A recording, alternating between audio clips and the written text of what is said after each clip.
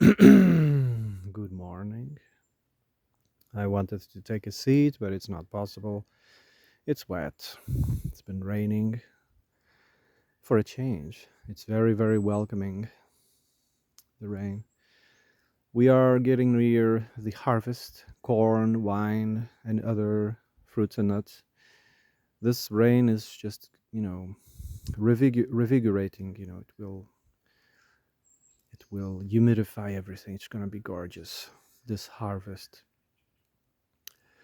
So I was thinking on my way here about the four primordial fears. I sometimes think about this, I talk about this.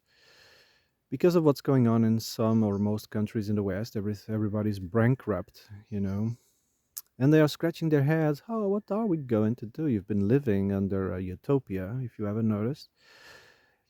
Getting your lunch for free and everything, and all of this welfare and stuff. And oh, life is easy. Life in easy mode. Now that the money is running out, and people are extremely lazy. After a period of welfare, people just don't get out of the house to make things happen. So they are forced to bring, measures, austerity measures. I mean, I'm not afraid of these measures. Of course, everybody's panicking because it means you're going to have to work for a little bit, or for the most time. You're going to have to work more, a little bit more, and get out of the couch and make things happen. Seriously, there was lots and lots of people just, enjoying free lunch. It's not sustainable. Everybody got their degrees. They were students until the age of 30, and then they got into jobs or not, and there were so many helps. Life in easy mode, and now it's collapsing. Of course, it's not sustainable. There's too many people behind desks, in my opinion. Not enough making things happen. Not enough. So they are opening the borders and letting all sorts of others who want a chance to live the dream as well. But they are doing it for the purpose of cleaning toilets, maintenance and stuff.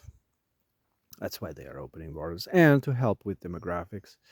Because once people get so comfortable in their utopia, they just lose the will to reproduce, or they lose the will. They are almost a trapped animal in comfort, because this comfort, it's almost like a trap. You know you become prisoner of the comfort, and you are afraid to take risks, like having children, a family, having your heart broken, so a little bit of austerity is going to put things on track, in my opinion. So I wouldn't, you're not going to starve. You're probably going to lose all of your trinkets, your expensive clothes. Not that clothes are actually good nowadays. They are expensive still, but they are not good. Very low quality. You're gonna probably lose your sports car and your big apartment. You're gonna have to live differently. I mean, I've experienced austerity 20 years ago, uh, so no big deal. And that got me thinking about the four primordial fears. Fear for the future is one of them. People will go through extreme lengths to escape, or to be able to manipulate future.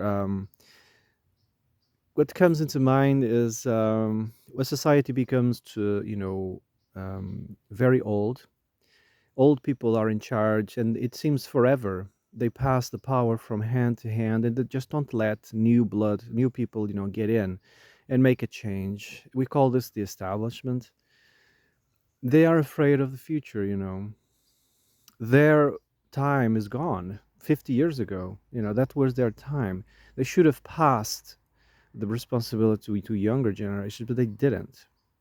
That's why the establishment in all Western countries are all old, between 70 and 80.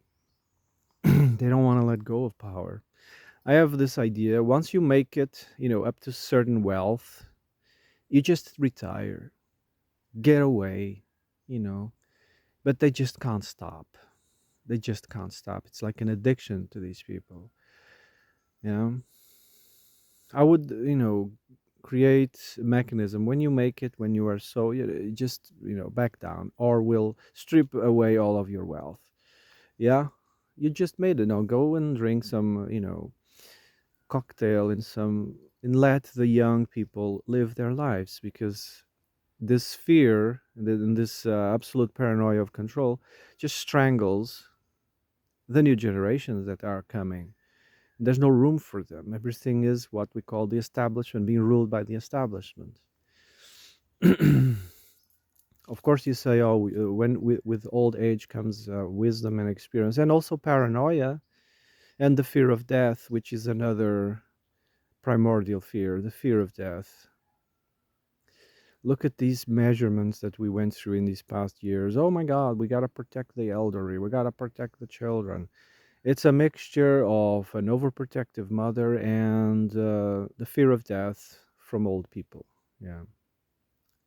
Well, traditionally everybody's afraid of death, right? But young people, they haven't got into that, uh, thinking yet. Yeah. So they pretty much strangled life for the sake of life. That's paradoxal. They stopped life from living. A disease that's so-called, had a 1%, 0.001% and fatality, and only after fatality is only after 70 or 80, and they pretty much, close the whole world for 2 3 years in some places because of the fear of death, fear of the future, fear of death. Well, these establishment, the worst fear is to lose their power. They're afraid that they will stay in power forever, and they will stop progress. They will stop things from moving. The reason as well why things haven't moved since the 60s is because of that. There's an establishment that they don't want things to change. They are quite, happy taking control of things. And all technology they promote is just to enforce their power. Technology is not at the service of humans, it's at the service of the establishment, so they can maintain power. So fear of confrontation is another one. Everybody doesn't have any backbone anymore. Fear of confrontation. Often they will use indirect means of confrontation, like destruction of reputation, smear campaigns, backstabbing, but they will not confront people face to face. They just don't have a backbone. Nobody has a backbone. I'll deal with it when it happens. Right. No, you should stand your ground. Protesting is pretty much useless because they lack unity. They don't understand what they're doing. They're just letting their emotions, explode. And often these situations are taken advantage by the establishment to coerce them and co-opt them and turn them against the protesters. When you protest, you have to have a clear list of demands. Yeah. You have to have a clear list of demands. This is what we want, and it won't stop until it's done. But people protest for the sake of just getting out of the house and walking and screaming and this is so fun. Anyway, so I mentioned fear of death. I mentioned fear of for the future, the fear of confrontation. What was the other one? Yes, the fear of losing. They have acquired so many trinkets, so many material things, so many bullshit, so much money that it's worthless. They're afraid of losing it. Personal story, I used to have a car a long time ago. I bought brand new, almost brand new. I didn't believe in back then in buying new cars, so I bought one was almost brand new, like 4,000 kilometers on it, and I really liked it.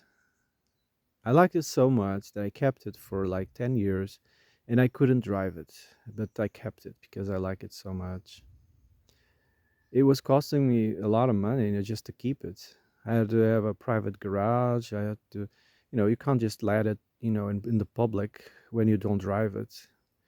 You know, police is gonna, come and remove it. So I was making the maintenance and everything, and I noticed when a car is, stopped.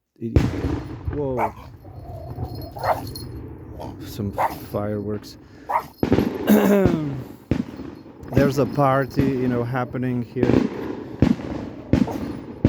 the yearly party celebrations. So I kept the car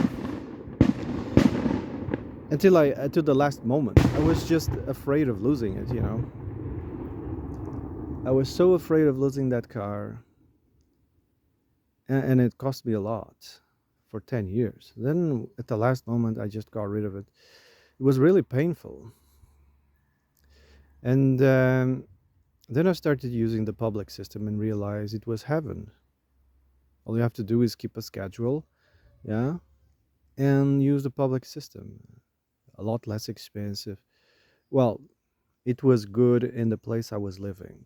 All right. I'm not saying it's the same everywhere, but the world, everything in the world right now is working at the space of a car, the distance from work. How do you walk, go here, or you go there? It's always thinking about the car. The car is the means of people operating the matrix. Everything has been built with a car in the mind, right? Nothing is being built having public transportation in mind, except in some areas.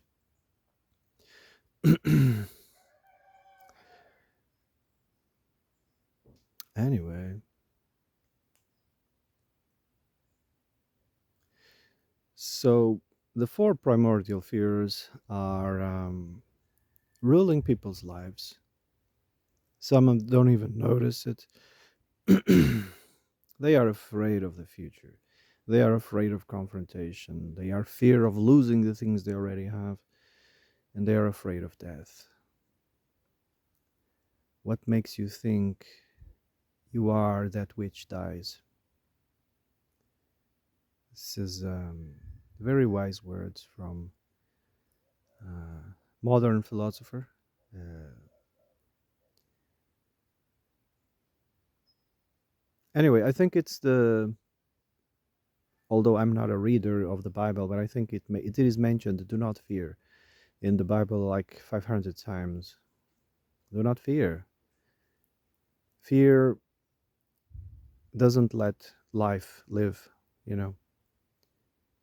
So I think I'm gonna shut up now. Going for a walk. Check my chickens and stuff.